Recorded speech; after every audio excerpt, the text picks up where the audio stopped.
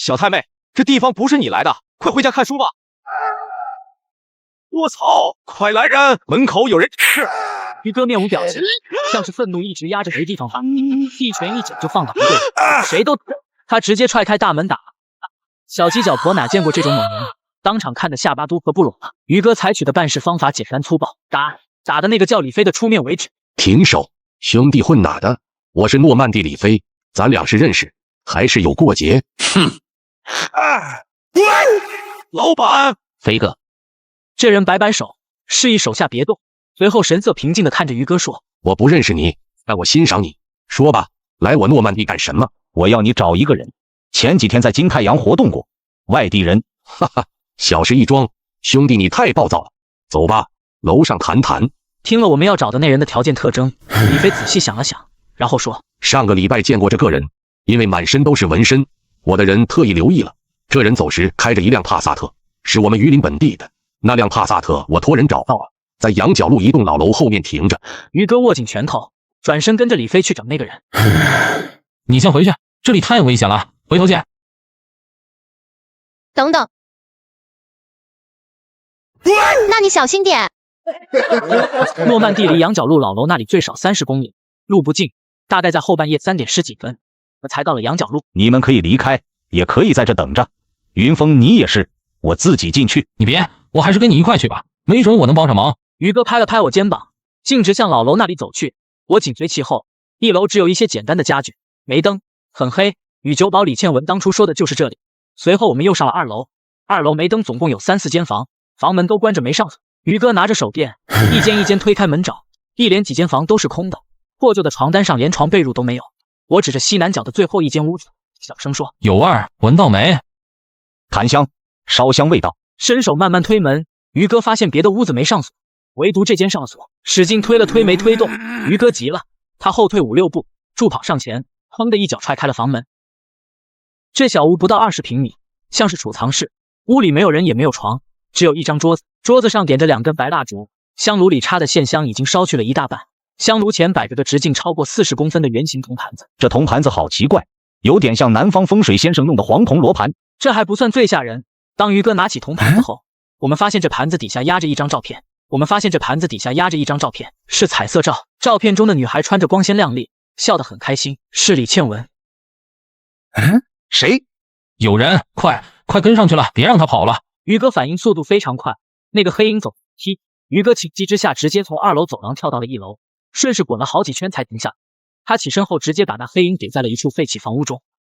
是不是你？纹身男看着于哥也不说话，只是对他勾了勾手指头，一脸挑衅。哼，来呀！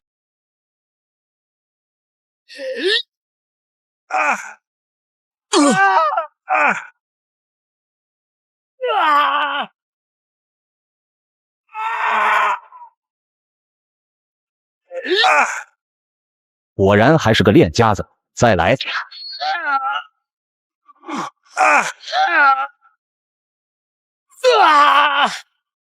那男的在地上了滚了好几圈，挣扎着想爬起来，但他还是哥冲出来骑在他身上，抡起拳头，砰的砸在这人脸上。纹身男一把搂住于哥后脖子，抬头砰的一声，用头撞了于哥的头，于哥瞬间向后倒去。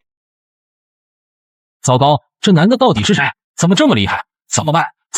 他们俩在雪地里指来指去，互不相让，拳拳到肉。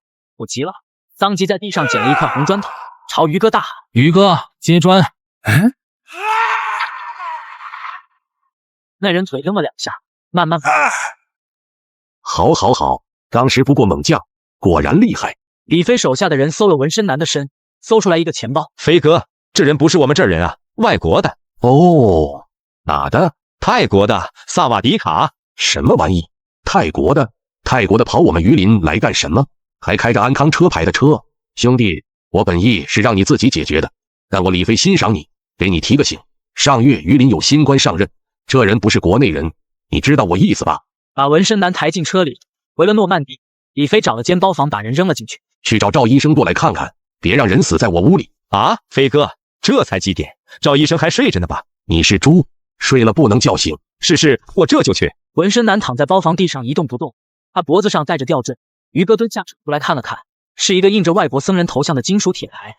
翻过来一看，后面还一直一太过。纹身男不是普通人，是个泰拳高手。快，找医生，快看看，千万不要让这人死了，千万不要让这人死了。飞哥，情况不太好，我建议送医院。不送会死吗？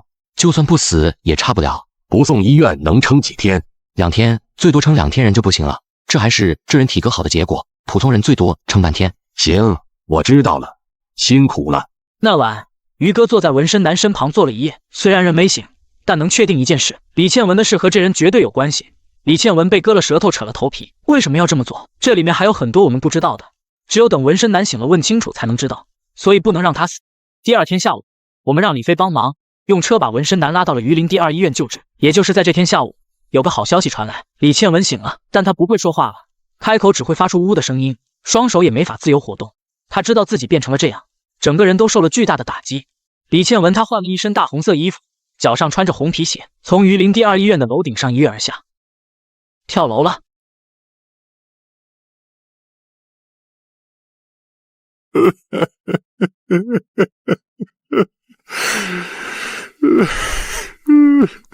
这姑娘受到这样的打击，换作是谁，恐怕心里也不好受。只是没想到的是，她竟然……人都死透了，肯定不会再解救。云峰，我想去看看小倩，晚上你能不能陪我去一趟？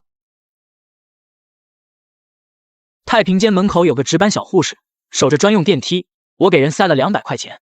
那咱们说好了，就20分钟，我不登记了，你们看完赶快出来。走吧，于哥。1、3、6题，应该是那个吧，于哥。好，打开吧。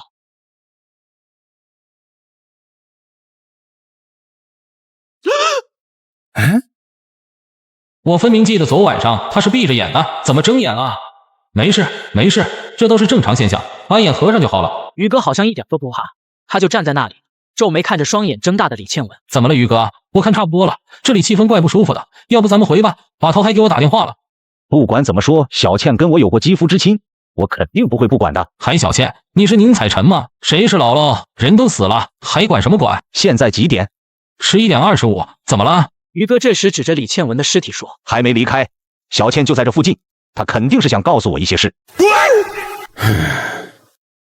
现在几点？11点25，怎么了？于哥这时指着李倩文的尸体说：“还没离开，小倩就在这附近，她肯定是想告诉我一些事。”你以前是和尚，又不是道士，可别议政，快出去吧。你俩好了没？快出来吧，主任马上过来了，被他发现就完了，快点的。好，马上出来，马上。出了太平间，于哥给他是庙里的修士打了个电话，随后一直神神叨叨，还边走边说：“第7天晚上是小倩的回魂夜，修士说到时用竹竿沾上黄纸，在太平间门口每隔半米插下一根竹竿，然后在地上铺一层生石灰粉。”于哥这番话我都听傻了，我摸了摸鱼头，只感到滚烫的，估计都要烧过40度了，连忙拉着他去了急诊室。于哥，你这次听我的，就安心输液，把这2瓶输完，然后我们回桃园小区睡一觉就都好了，哪也别去了，行不？刚才医生给你量过了，41度半，你头顶都要烧得冒烟了，知道吗？于哥坐在医院病床上，吊着药瓶子输液，他嘴里还碎碎念叨着要给小倩头七招魂，估计是发烧把自己烧。第3天，于哥的烧退。我给罗曼蒂李飞打了个电话，这人对于哥来说很重要，我那里还有一大堆事要处理，不能在医院干耗着，你能不能派2人过来看着，等纹身男一醒，立马通知我就行。没问题啊，兄弟，我这里什么都缺，就是不缺人，你先去忙你的事儿吧。医院这里一有情况他们会和我联系，到时我再联系你。走吧，事情都处理完了，该回去了。挂完吊瓶回到了桃园小区，于哥倒在床上沾床就睡。于哥信佛，但我不信。而就在这一天，把头找木又消息了。云峰，你这1天半都去哪了？也没去哪，就是有点私事，陪于哥跑了几趟。怎么了，把头？昨天早上有个同行在西安打来电话，问我愿不愿意买点儿，可我当时手机信号不好。这个给你用吧，刚到的，最新款的啊，你自己留着用吧。没事，不要有负担。这苹果是我在左下角玩游戏领的，没花钱的。该不会是拉人助力的套路吧？哪有那么多套路？这不是左下角游戏找我做推广吗？我就先试着玩了一下，真的领到手机了，我才答应的。而且不光有苹果15 Pro Max 和 iPad Pro 配套送，还有最新款华为。那你领了2台？早领了，只要是从我视频左下角链接下载的，上线就能看到手机领取界面。现在首充1元就送648节红装大礼包，3天只剩500级手机平板，轻松到手。我现在去下载。所谓卖点儿，就是某人发现了一处古墓，发现这墓的人因为种种原因，或是人手不够就自己一个人，或是不想承担被抓的高风险，在这种情况下，发现墓的这人就会卖。在这种情况下，发现墓的这人就会卖点儿。在西安什么点儿啊？把头多少钱？唐的，卖家叫皮黄，有印象没？皮黄就是那个挖墓道放雷管放错地方了，炸死人农民好几头牛的那个皮黄。是啊，就是他，把人高碑店一户人家的牛圈炸塌了。这人靠谱吗？把头，皮黄这人我以前在海南见过2次，手上还是有几分本事的。他那次只是喝酒误事，把雷管安错地方了。这样吧，这次小打小闹，云峰你带队，都听你的，我就不去了，怎么样？啊，把头你不去，让我带队？这我之前真没想到过。想了想，我咬牙道：好，把头，这活儿我去，你就在榆林休息，筹备过年吧。把头放我出去单干，是想培养我当把头的能力。那2天我一直在筹备独自带队的事儿，我一直考虑该怎么分配，该怎么干。要是干不好就丢人了。我正想着心事，于哥突然抱着2个大箱进来了。云峰，你过来看。怎么了，于哥？这都什么东西？于哥撕开封箱子的胶带，倒出来了里头的东西。我看有竹竿、黄纸、柴鸡蛋、小口陶罐，还有2大包生石灰。哥，你这是要干嘛？你不会是……云峰，咱俩关系怎么样？好，咱俩关系很好，过命的交情。你哥我没白疼你，今晚上跟我走吧，东西都准备好了。去哪啊？哥，我晚上要睡觉，明天要买东西，大后天就要去西安了。云峰，左下角提醒我发货了。左下角可是极速链接，当然快了。什么去哪？当然是去医院啊！你忘了，今天晚上过了12点就是小倩的头七。榆林第2医院，当天晚上10点半，我和于哥鬼鬼祟祟推着辆板车，板车上放着2个大箱子，还竖放着一面1米多高的落地镜。做好了这一切，我和于哥就进了太平间。鸡蛋，我们鸡蛋。我找了找，发现装柴鸡蛋的小口罐子没了。我想起来了，刚才坐电梯把鸡蛋罐子放电梯口了。你等着，我上去拿，马上就下来。他说完急匆匆跑出去了，就剩我一个人待在太平间里。我看着落地镜，对镜子中的自己打气壮胆道：怂什么？你是谁？你是北派土夫子，以后是要当眼把头的。你看看你小子那怂逼样，以后怎么混？谁？12点到了，我们把罐子子放下，然后藏起来。于哥眼角余光扫到一辆角落里的推床，应该是来回拉死人用的。我和于哥就藏在床底下，大眼瞪小眼，谁也不敢出声。时间1分1秒过去，不知道地下2层哪来的风，太平间吊的门帘，门没关，凉风进来吹的竹竿上的黄纸上下飘舞。看到没？其实已经来了，不过我们肉眼看不到，要是想看到，就得倒着看。你去看看。李倩文是你女朋友，又不是我女朋友，我出去干什么？还是你去吧。我出去了就不灵了，快去吧。怎样？看到了没有？没有啊，什么都没有。宇哥，咱俩这么傻逼，什么都没有啊。我刚说完这话的下一秒，脸上的笑意瞬间全无。我看到门口有双脚，穿着皮鞋，正站在太平间挂着的门帘后头，一动不动。我吓坏了，连滚带爬钻到了床底下，不是鬼，是个人。这人比我们还鬼鬼祟祟，他不住地向门那边看。等他看到地上的生石灰和竹竿，也吓了一跳。他深吸一口气，绕过了石灰粉，径直走向6号抽屉。6号抽屉装的正是李倩文。他奶奶的，敢动我老婆！站住！这人没想到床底下还藏着人，吓坏了，当即扭头就跑。我俩追着人跑进了解剖室，他不断扔东西砸我。最后于哥瞅准机会一把按住了这人。于哥怒气冲冲地扇了巴掌，一把扯掉了他脸上的口罩。怎么是你？你来干什么？误会，误会，这都是误会。兄弟，你放我起来行不？金太阳老板不住地求了，让于哥把他放开。我没劝住，于哥抓住人后把打了一顿，打成了鼻青脸肿熊猫眼。事情已经水落石出了，这人是金太阳，李倩文的老板，真名叫潘明胜。我和于哥本来是来给李倩文招魂的，结果没招来李倩文，把这人给招来了。有一天，听说在安康有个泰国降头师很灵，姓潘的花了几万块钱，叫纹身男想办法下降头做法搞黄榆林其他的敌听。可不成想，纹身男要的东西是活人的头发、头皮、舌头才能下降。开始时姓潘的没同意，他不敢，他害怕，但人的利益之心最终战胜了恐惧。在姓潘的帮助下，纹身男装成偶遇，接近了李倩文。结果就是这样，李倩文被发现后没死，送到了医院抢救，就是他给的红衣服，并鼓动李倩文跳楼自杀。你现在知道了吧？李倩文就是被他老板给害的，以后别想那些事了。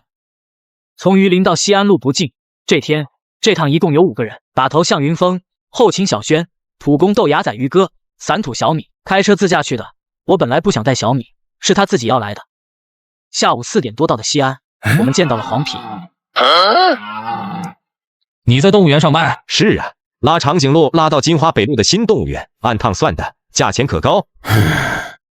说这个点的是吧？这个点我之前去看过，是个唐墓，就是那位置不太好。什么说法？位置在哪？哪个山上？不在山上，在人家屋里头，关键屋里住着人。还有那栋房子离崇黄派出所有一点儿近，10万就10万吧，我弄不了，所以就不讲价了。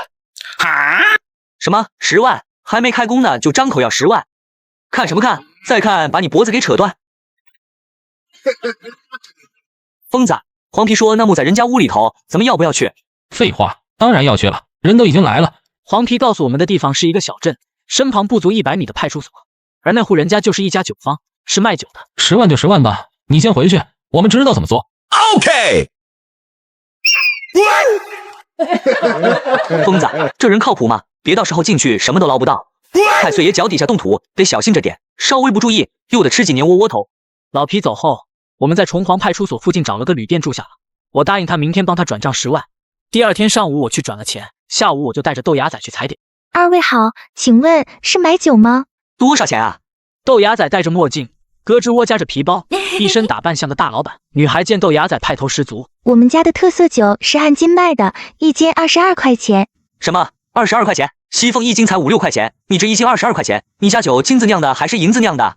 不能这样说呀，老板，我家用的酒曲都是老酒曲，从山东老家高价收来的，今年行情不好，才卖22，往年都30呢，尝尝就知道了。豆芽仔尝了尝，满意的点了点头，随后伸出一根手指头，要1斤，要不您多买点儿，我们买6斤送半斤的，那10斤。我要1吨。豆芽仔说要1吨这种酒，女孩拿来计算器，滴滴滴一阵按，激动地说：1斤22，1吨2000斤，那就是4万4。你们真买这么多，能喝得完吗？你管我喝不喝得完？喝不完我放着不行啊！你就说有没有1吨吧。女孩见状，急匆匆地将她父亲叫了过来。因为这种土酒是小批量造，所以酿制起来比较费时间。为了能留下来，当天我们便在酒坊老板家住了下来，速便去看了看他们家后院的酒坊。因为黄皮说的这个点就在酒坊下边。晚上2点，我们必须要在老罗睡醒前用雨布盖上黄泥胶。于哥和豆芽仔挖到洞，小轩住在老罗楼上看着他们起夜，小米看着派出所和外头动静。我推小推车，我们来个灯下黑。小米，外头什么情况？可以出来，峰哥，外头没人。疯子，听到了没？说是2层的砖顶，我们下来了，地上有烂陶片，砖墙有一些红颜色壁画，我看壁画上画了几个胖女人。面积多大？没多大，就旅馆厕所那么大。疯子，我怎么感觉我们要亏本了？这样，你和于哥看看，有砖画的墓应该有点东西，况且地上有唐三彩陶片，找找看有没有棺材。你在哪鬼叫什么？没事没事，墙上有一排窟窿，窟窿里放着很多小陶人，都瞪着眼睛，我刚看到吓了一跳。你管什么小唐人？小唐人的全拿上来。收到，这就拿。什么东西？这谁的鞋？你特么拽我脚干啥？你着急个什么劲？你咋不把我一块塞进去？把装满东西的麻袋拉上来，正准备要推出去，2楼房间突然亮了灯。小轩，什么情况？是罗雪，刚才明明都睡下了，怎么办？要不我敲他门？别，那样更容易出事。罗雪的床头正对着后窗户，她只要一拉窗帘，那后院什么情况都看见了。我不敢动了，因为怕推车发出响声被听到，额头上也出了汗。过了几分钟，我听到了楼上唱歌的声音。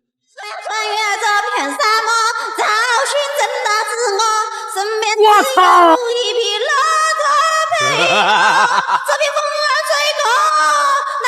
什么玩意这是？唱的比豆芽仔还难听。疯子，你快点，还有好多小陶人，砖顶有的地方塌了，不少唐三彩罐子都碎了。碎的咱们要不要？不能再等下去了，要是再耽搁下去，天都要亮了。全都拿上来，赶紧的，天要亮了，收工。这一趟下墓买点费是10万，而我们只捡起来一些乱破烂的陶人。而第2天是收尾工作，2件事：一是检查砖木里还有没有好东西；2是要把造洞土回填，做好善后工作。看着地上的一堆破烂玩意，我忍不住骂老皮：“你说你卖的什么点儿？一堆破烂玩意，一件金器都没有。”老皮在电话中一个劲说抱歉，其实我听出来了，他肯定心里乐开了花，庆幸自己把点卖给我了，没有自己动手。小米，怎么样了？这些陶人能粘上吗？应该可以，只是这陶人的断胳膊实在太多了，有时候就把左手粘到右手上了，要拿下来重新粘，固定以后要等24小时。那行吧，先给我2个，我拿出去问问价。晚上我叫豆芽仔，他钻被窝里把自己捂得严严实实，只有脑袋露在外面。豆芽仔小声说：“哎，疯子，我老了不行了，外头太冷了，我胳膊疼，身上也难受，估计感冒了吧？你叫于哥去吧。你不去也行，卖了东西1分钱都不给你。晚上2点多，我背着双肩包到了八仙宫古玩市场。这时天还黑着，我和豆芽仔走到瓷器摊前看了看。老板，你这兵马俑怎么这么小啊？怎么卖？不贵，8个亿。最低多少？真心要的话，给40块钱吧，买5个送1个。报上吧，买一个，不用找了。说吧，想打听什么？跟您打听个叫池3桶的人。向前走100米，公共厕所左转，右手边一个铜器店，铜器店门口的摊就是池大姐的。老皮让我来找池3桶，那说明这人路子靠谱。顺着他指的录像部走去，刚拐弯，我突然看到前面围了好多人。听别人叫他西安诗人，是写实的。疯子，要不我们也去写一首的了？我看这人字写的挺好的。你忘了我们是来干什么的啦？正准备离开，豆芽仔这时候又拉住了我。你走不走？不走我走了。不是啊，疯子，你看。豆芽仔指了指那人挂上去的一副诗。起初我没在意，我在人群中看，很奇怪，这人突然看着我笑了，因为浮生醉酒回梦里，一生劳碌志为愁，不拘一格降人才，西安贵人向云峰。卧槽，疯子，巧合吧？这是最后一句有你的名字。这首诗最后一个风字，最后一竖，画得非常长，像一把笔直的利剑插在纸上，气势紧。向云峰，我的名字，他认识我。我不认识你，但有人认识你，我是受人之托，因为你即将大难临头。我还没反应过来，豆芽仔听到了这句话，当即哈哈笑道：地方大了，什么鸟都有，狗屁大难临头，是不是还要收我们钱帮忙破解啊？疯子，你记得吧？兰州鸡脚婆就是这套路，一模一样。我不要你钱，至于你的事，我们可帮可不帮。如果你信，今晚上12点半到这个地方找我，我在那里等你。雁塔区上八乡富村锦业2路皮鞋店。走了，别看了，这人就是个骗子，别信这些。我将纸条贴身放好，随后去找了池大姐。你好，我们是皮黄介绍来的，来找一个叫池3桶的。知道了，要放什么货，拿出来看看吧。哼，就这个。有多少个？好的有26个，修复过的有10几个，总共数量差不多50个吧。不带彩的灰陶，这种唐代晚期的容我1年能收几百个。你不是说大概50个吗？我也不挑好坏，一共给你25000块钱。25000，一个500块钱，你玩我们呢？小伙子，你在八仙宫打听打听，我给价向来不会乱给。这类东西我仓库里还有好多，收过来也就卖1000块钱，我还要担风险。你们卖就卖，不卖就算了，我还不太想要呢。不卖，我们走。疯子，你别慌，一切都在我算计中，他肯定会出来找咱们的。我们俩左等右等，等了半天，那女的都没来叫我们。豆芽仔瞬间像泄了气的气球，哭丧着脸说：完了，疯子，10万买的点儿，赔了8万，还要买4万块钱的酒，那就是赔了12万，2天白干啊！我浑身难受。你难受什么？10万都我出的钱，又不是你的。豆芽仔这才反应过来，说那还好。所以我说盗墓有风险，路好需谨慎，丢死人了。回到桃园小区，我告诉豆芽仔要瞒着大家，因为我想自己垫20万进去，每人分5万，这是我当把头带队干的第一趟活，我不想让身边跟着我干的人失望。可不成想，豆芽仔一回去就说漏了嘴。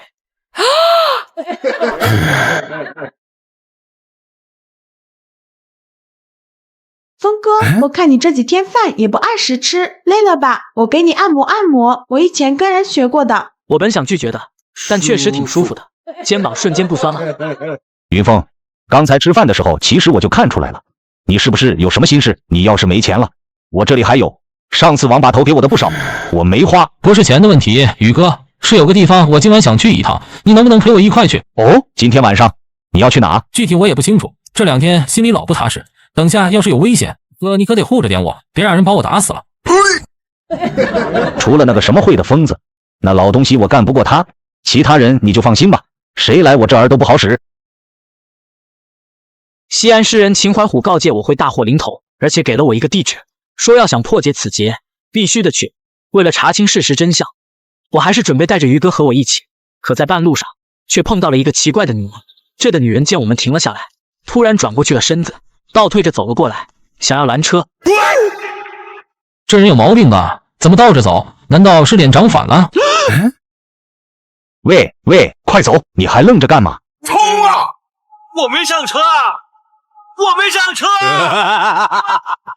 你们刚才看到了没？是不是我眼花了？看到了，那女人倒着走的。刚才吓死了，我1年跑不了2次这边儿。以前听圈里人讲过，说富村土路这里每年的12月份，不定时就会出现倒着走的人拦车，有的人见过说是你的，还有的说是老人。我原本当鬼故事听，根本不信，看来咱们这是撞邪了。我低头看了眼手机上的日历，今天正好是12月17，正在仔细琢磨，突然又是一个急刹车，我正要发怒，便看到司机脸色突变，又来了，又来了，完了完了，我们撞着鬼了，我们等下一定会出车祸的。我操！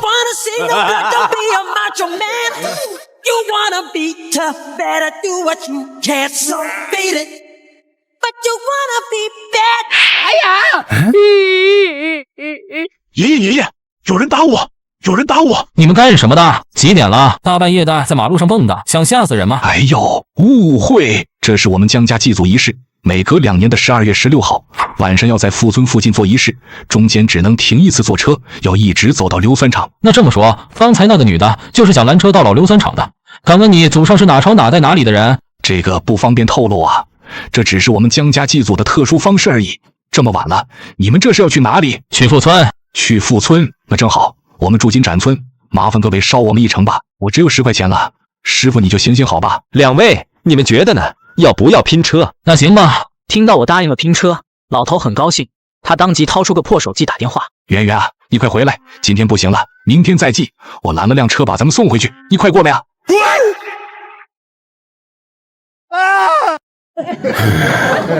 不是我说的。这女的其实很年轻，估计和我差不多大。她上车以后一直低头玩手机，我抓着扶手看了一眼。怎么盗墓？这女的搜这个干什么？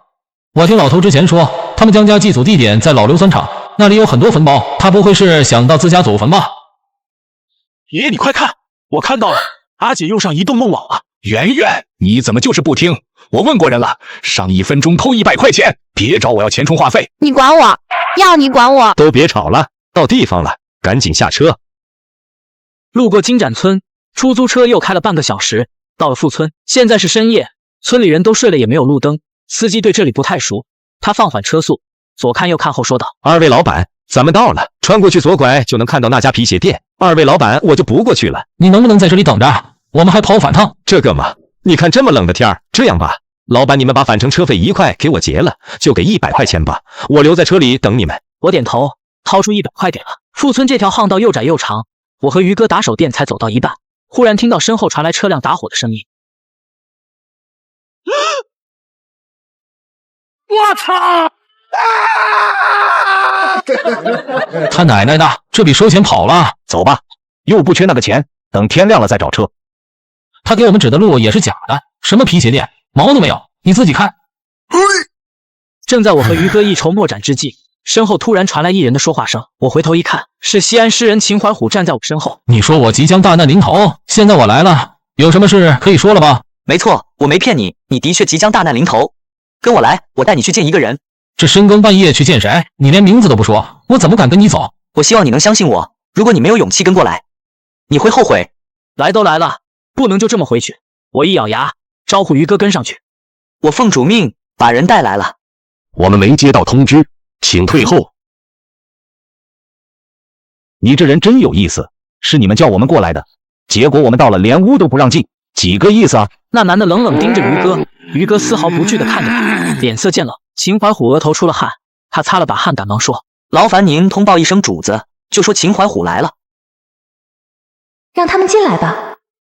哼。而当我和于哥进去之后，里面一共4人，这4人高矮胖瘦都有，身上穿着也是不拘一格。胖子穿着肚兜背心，正一脸微笑，另外有个人很瘦，这人右耳朵上打了一排金耳钉，还有2个高个子老头，这2人长得一模一样，是一对双胞胎。4人站成一堵墙，把一道身影紧紧布着，是个女的，她双手背后背对着我，而就是这女人，看似平平无奇，却带给人一种无法形容的压迫感，气势太强了，强到我都不敢再正眼看。第二，也没听到她说话，我只看到了一抹背影。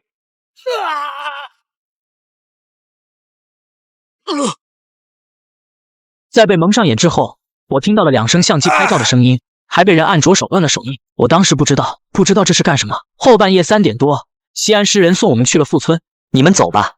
秦兄弟，请问刚才那女的是不是姓赵？你不用知道什么，至于她的真实身份，对她来说，3教9流，江湖之人皆是提线木偶。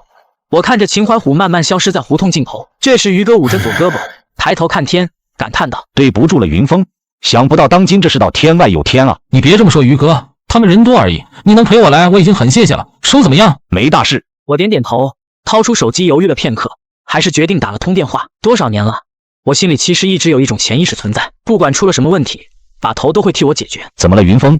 还没睡吧？把头，你有没有见过赵清婉女士本人？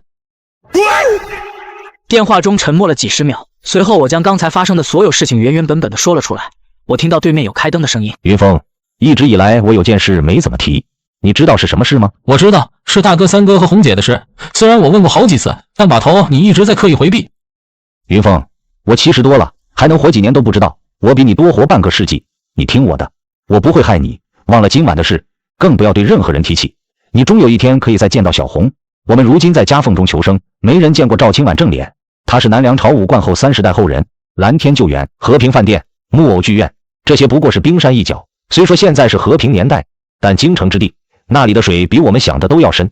不管他要你照片手印干什么，只要你还活着，这就够了。打完电话，我心中不害怕了，不但不害怕，我心里更有几分开心。管他是不是赵清婉，管他给我照相按手印干什么，想不通就不想了。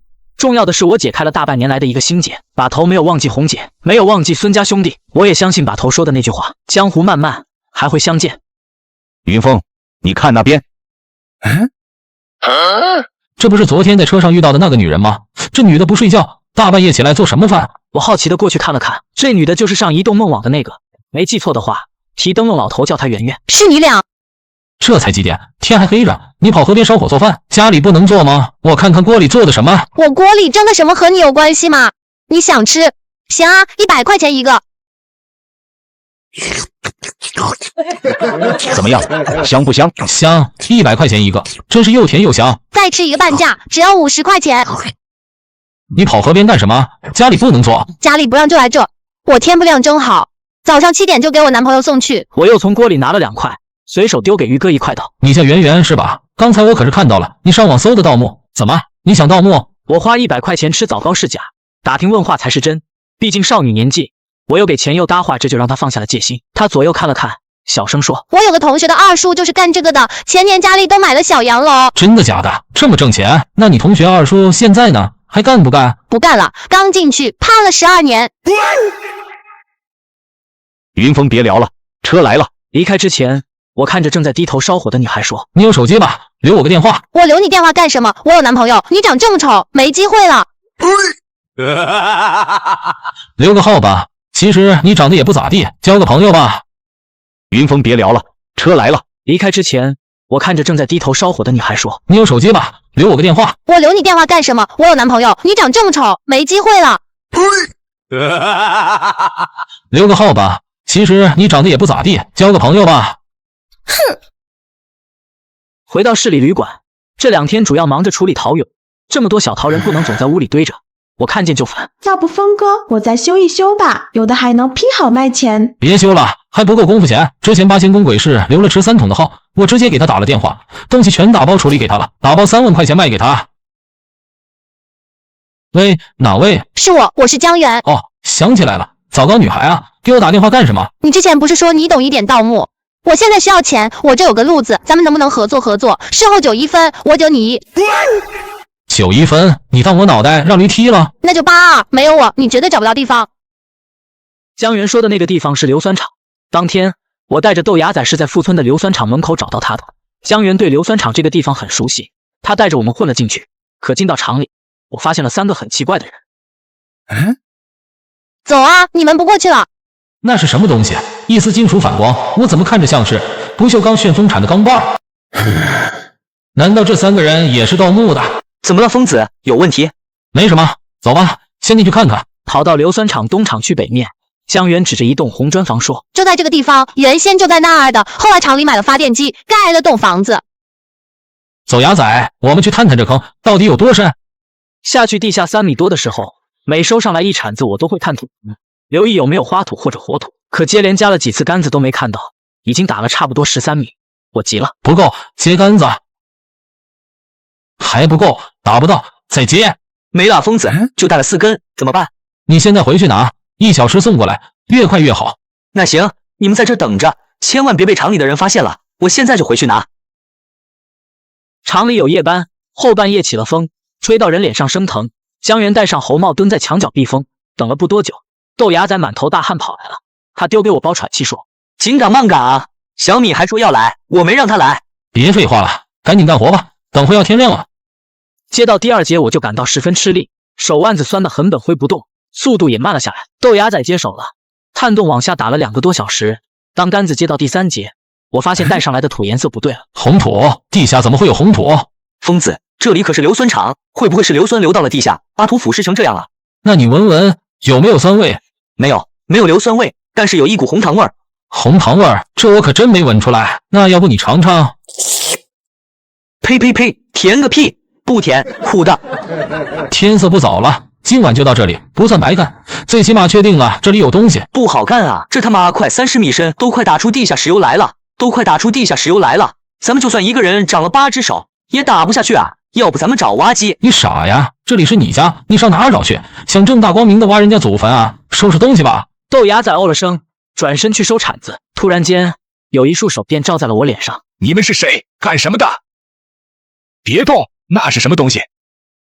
我这时才反应过来，我们光顾着研究地下，忘了天上了。我犯了大错。8节洛阳铲接起来，立着的高度已经远远超过了红砖房的高度。如果从外头看，因为我们藏在红砖房后，所以看不到我们几个人，但能看到一根金属杆子冒出来。保卫科，有贼，快来抓贼呀！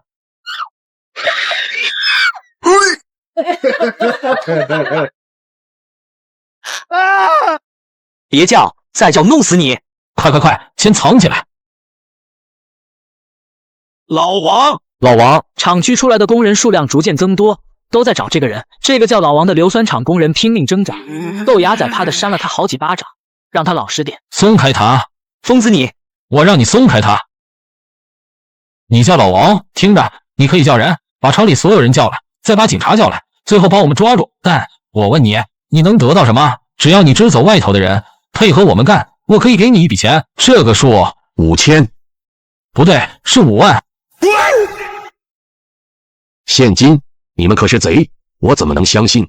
谁知道你会不会是在诓我？你可以跟我回去，我们住的地方有现金，前提是我们能出去。此外，5万只是一部分，如果你接下来能帮我，我还会给你更多。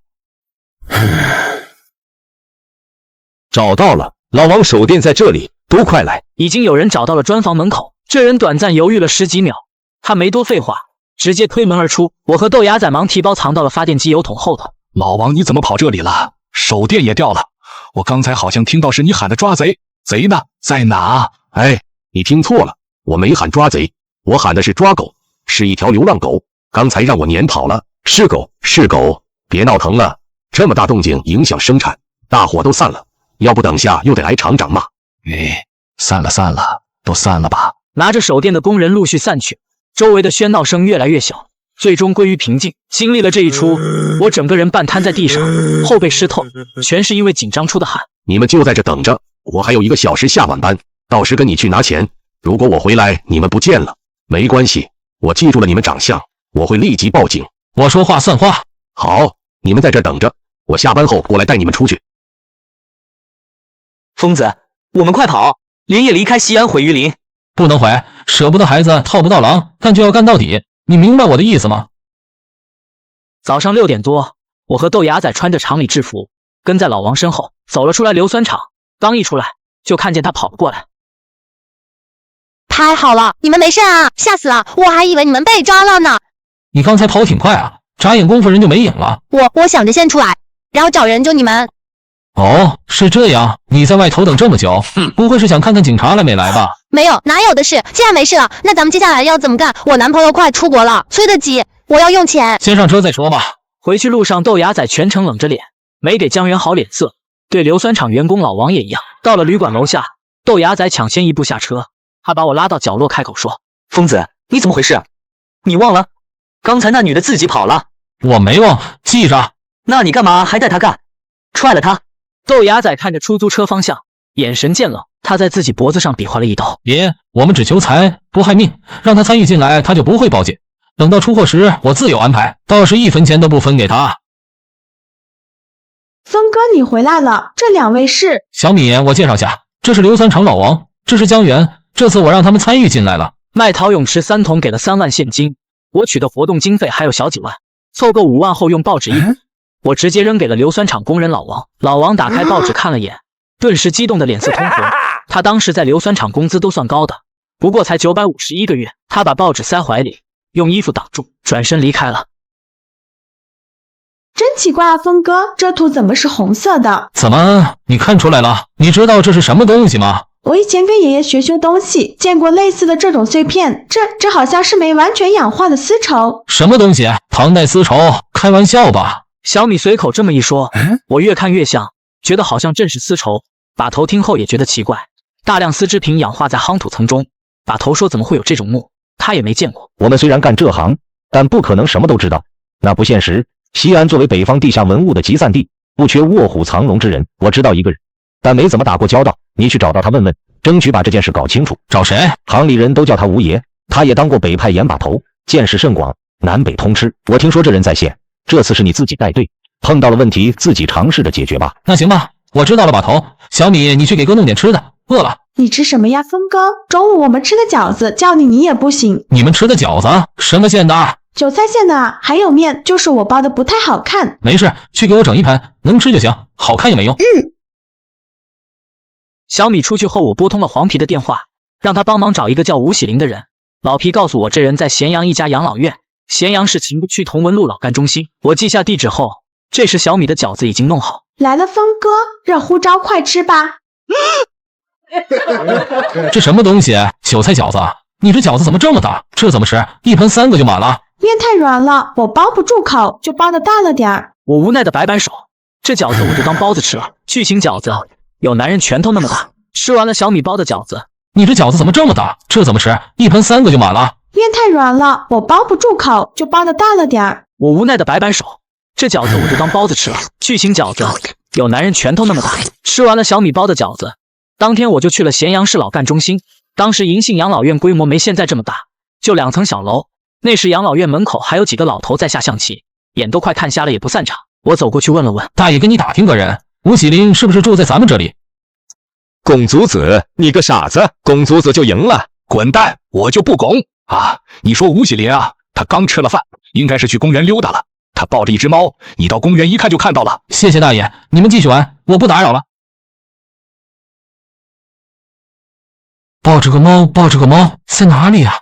没看见有抱着猫的老头啊！来，瞧一瞧，看一看，你瞧不了吃亏，看不了上当。我被这声叫卖声吸引了，看老头老太们都往那边走，我也跟了过去。是几个卖药的中年人，他们卖的是壮骨粉。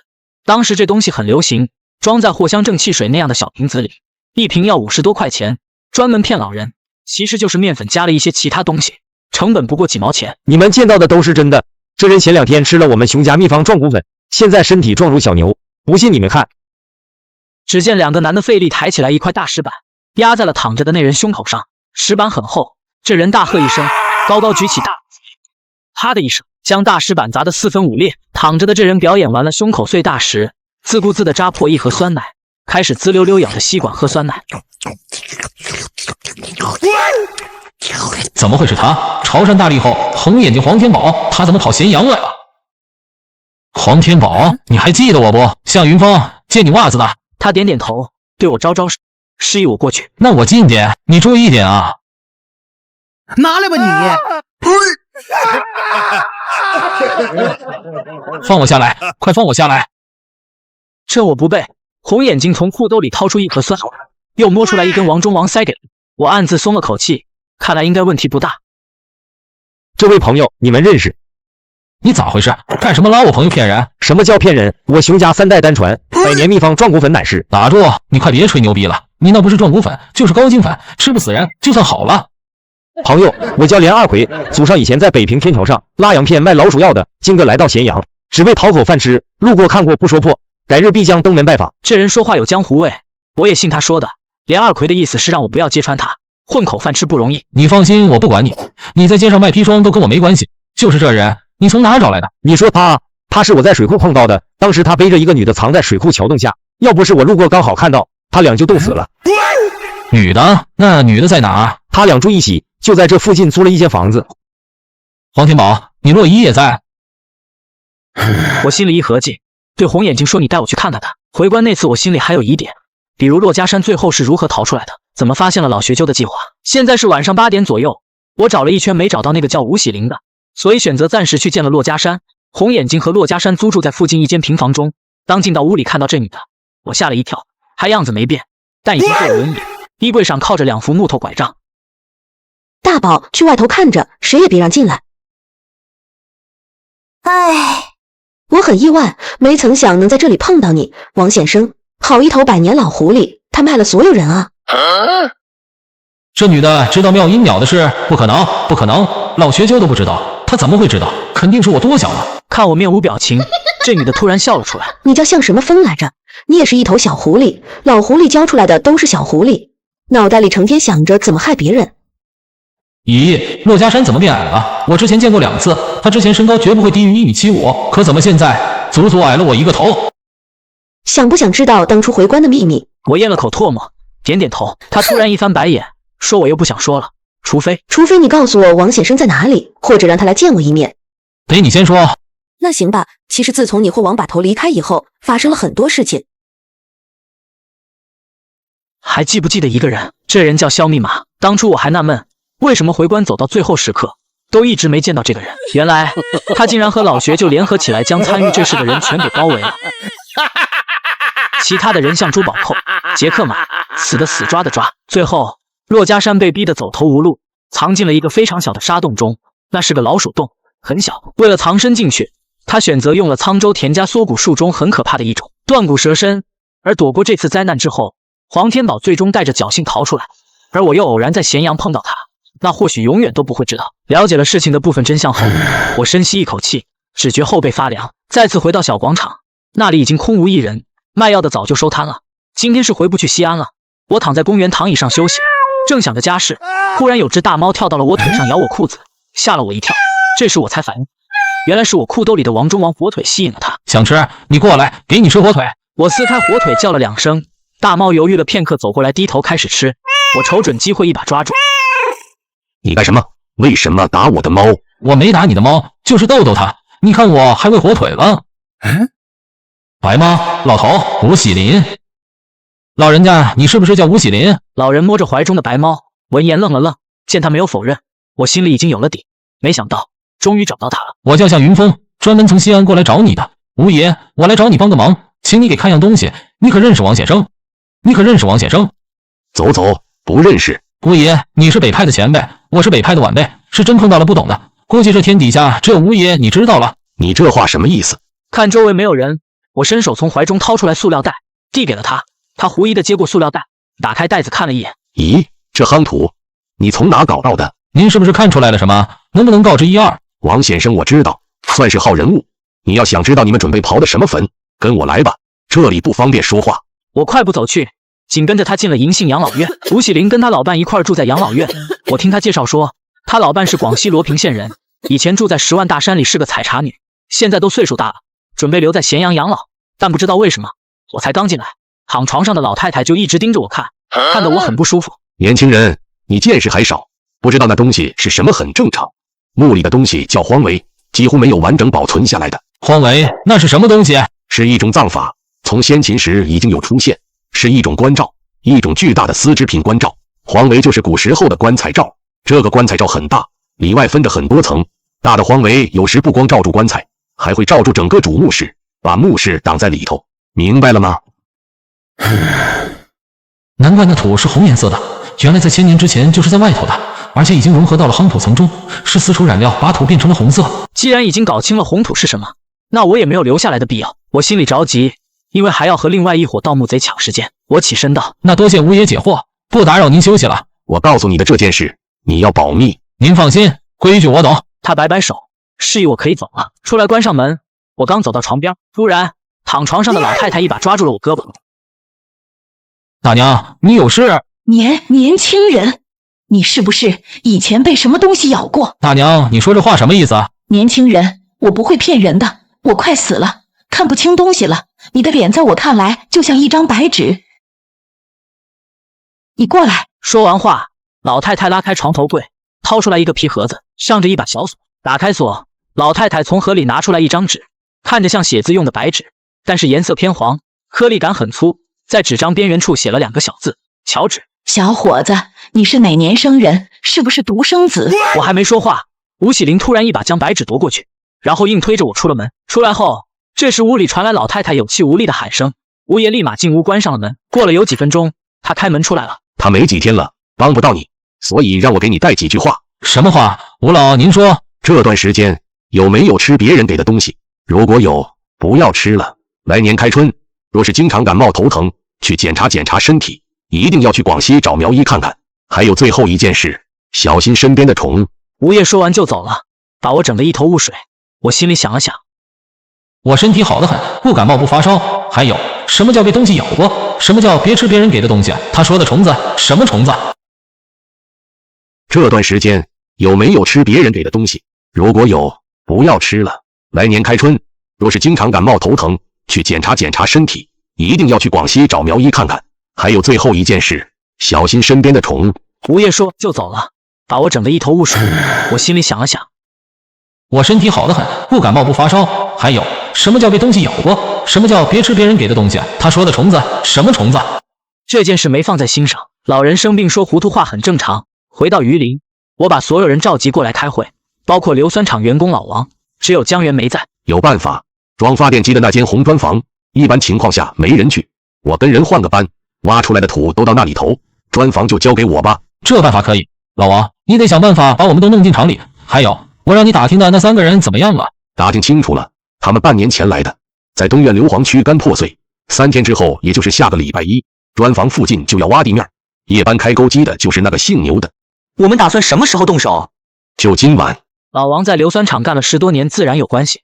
他当天下午搞来了几身工作服，晚上我们要都换上硫酸厂工作服。小米负责外围放风，其他人包括我在内都得拿铲子挖，要不然时间不够。小米有没有情况？峰哥，一切正常。绳梯怎么样了？已经接好了。那行，现在就等豆芽仔和于哥他们的消息，希望今晚不要出什么状况。到了后半夜4点多，地面上已经看不到我们人了。深度下去以后，加起轱辘车，小轩摇动摇把将土矿卸下去。我们装满后，他再快速摇上来倒掉。挖着挖着，我意识到了一件事，恐怕再怎么努力赶工，今天晚上也打不到墓道里，埋得太深。照这个速度，1晚上下15、16米，最少需要2晚。如果底下墓葬塌了，更加麻烦。于是我说，收拾东西，收工。今天再干1晚就下去了。老王，你今天白天就在这里，一定要看好，谁都不能进去。行，我知道了。将轱辘车、绳梯、旋风铲锁到砖房里。小轩和小米鱼哥是提前回去的，我和豆芽仔就在厂里一直待到了隔天中午12点。这个墓有难度，我就怕白天有人发现了砖房的秘密，所以留了下。白天我老翻来覆去睡不着，豆芽仔呼呼大睡，一点不担心，躺不下去了。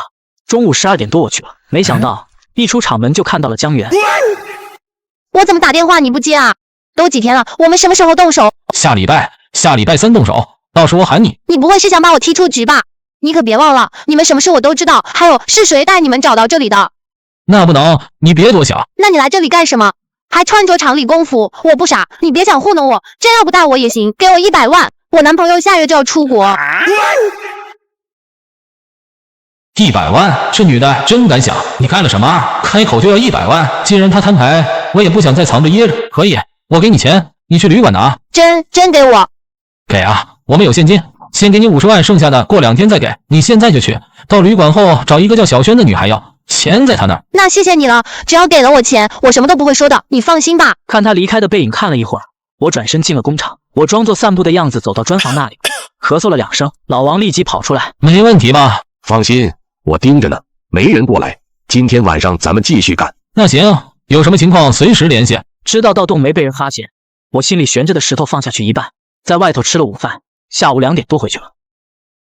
怎么了，小米？你怎么在楼道里坐着？峰哥，我不敢进去，你自己进去看看吧。我疑惑地推门而入，屋里的情况不太好。江源瘫坐在地上，衣服破了，头发乱糟糟，他整个人鼻青脸肿，正轻声抽泣着。要多少钱？说。我不要了，我不敢了。给你脸了是不？敢跟我要100万，再敢过来把你脸划成2半，滚出去！江源鼻青脸肿，吓得花容失色，顿时连滚带爬跑走了。小轩见我进来，对我说：“这种墙头草以后少搭理，成事不足败事有余。”夜幕降临，一行几人又悄悄聚到了红砖房。按照计划，今晚上盗洞就能打到墓。到了凌晨3点多，我和豆芽仔、鱼哥正在洞里挖着。对讲机里忽然传来小米的喊声：“峰哥，峰哥，有小米，小米！”上头一阵动静传来，我看不到坑上情况，忙抬头打开头灯喊小轩。小轩本来在咕噜车旁边，我一看就能看到，但我现在看不到他人。快上去，出事了！豆芽仔手忙脚乱地抓住绳梯，正准备向上爬，洞口突然有2束手电照下来，晃得我眼睛睁不开。手电一开，我看清楚了坑上的情况。小轩被人勒住脖子，捂住了嘴，正拼命挣扎，呜呜的叫。没看到老王，但我看清了几个人的长相，是那伙3个人的盗墓贼，为首的叫牛哥。除了这3个人，还有另外一个女的，正一脸怒气地瞪着我。江源，兔崽子们，差点让老子吃了空锅，敢动我们的点儿！卧槽，疯子，这几人要把咱们活埋了，怎么办？江源此时眼睛周围好了点，但脸还肿着。他趴在坑口抵我比了个中指，在坑口上看着这一切一直在笑。快想办法，疯子要死了，我们要被活埋了。放心吧，来年等我们发财了，给你们烧点纸钱，路上拿着花。我手挡在头前，按下对讲机，冷静地说：“老王，怎么胆子那么小？搞定了没？”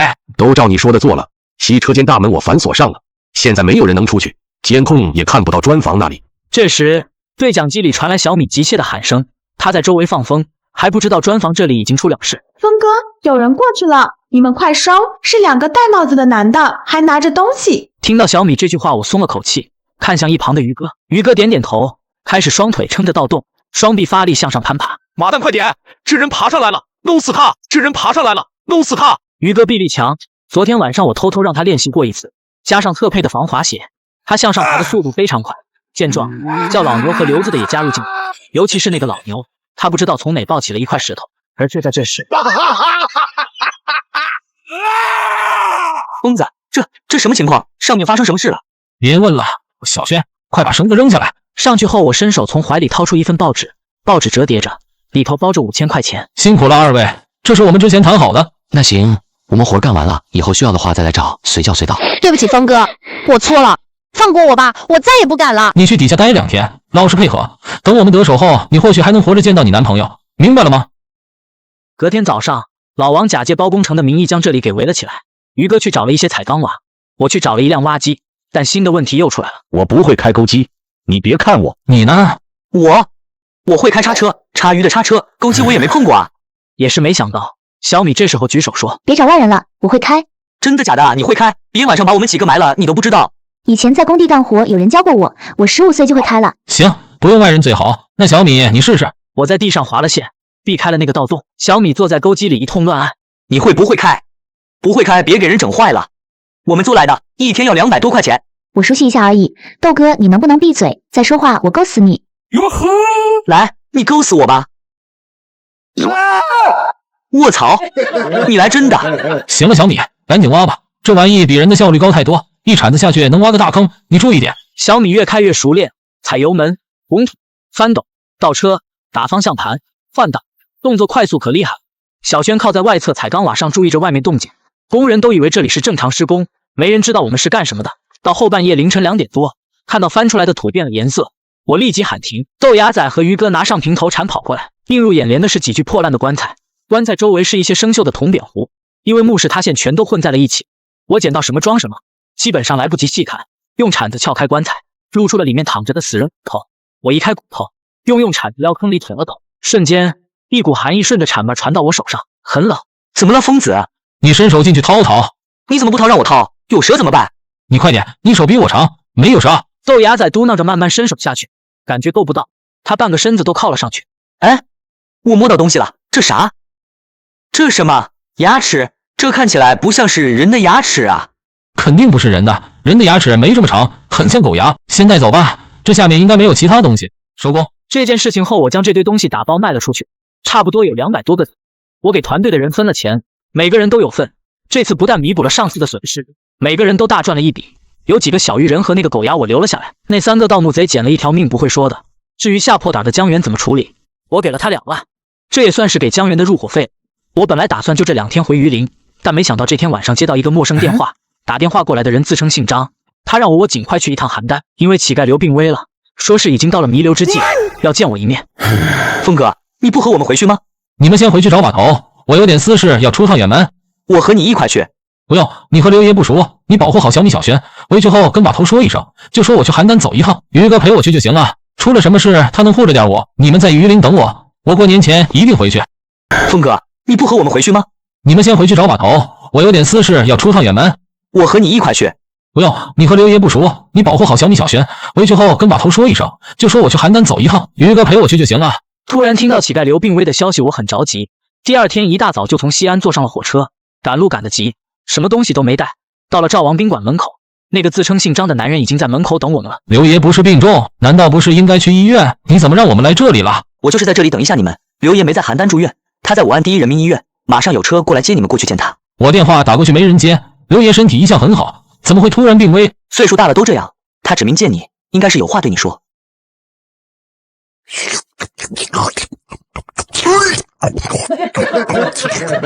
刘爷，你不是病危了吗？来了，小峰峰，快坐。我就是割了个痔疮，没有病危。刘爷，你怎么能这样？昨天我们还在西安呢，要不现在都回榆林了。你知道路上我赶得有多急？哈哈，别生气，我就是想让你快点来。你上次叫一个姓文的过来找我，给了一瓶蓝药水，说让藏起来。是长春会的人，他们拿走东西了没有？拿走了，我还纳闷，后来找人问了问，那个药水和飞鹅山下的老僵尸有关。该我问你了，你为什么把这破东西往我这送？我支支吾吾的没敢说实话，因为只有我和老文知道，那其实是哈药6厂的葡萄糖酸锌口服液。算了，你不说我也知道。云峰，你呀，你差点把我害死，知道不？我害怕长春会报复。刘爷，你不是不害怕吗？谁说我不怕？我什么时候说过这话？小柳头是小柳头，长春会是长春会。小柳头是长春会的人，但他代表不了长春会，明白了吗？我似懂非懂的点点头。刘爷随后冷着脸继续说道：我问你，你是不是见过一个叫吴乐的人？是，他自称是北方3省干事，在光明会馆见的，好像地位不低。没错啊，他地位的确不低，在会里算高层，但也不是最高。你知道我这么着急叫你来的目的是什么吗？不知道。卧槽，向云峰，你小子一肚子坏水，自己知道对付不了，就把麻烦扔给了我，然后你拍拍屁股走了。哼，要不是我还有点本事，早他妈火化躺太平间了。乞丐刘生了一肚子闷气，他这才想起来，问于哥：这大个子是谁？你好，我叫于文斌，负责保护云峰安全。哈哈，就凭你知道这小子得罪了多少人吗？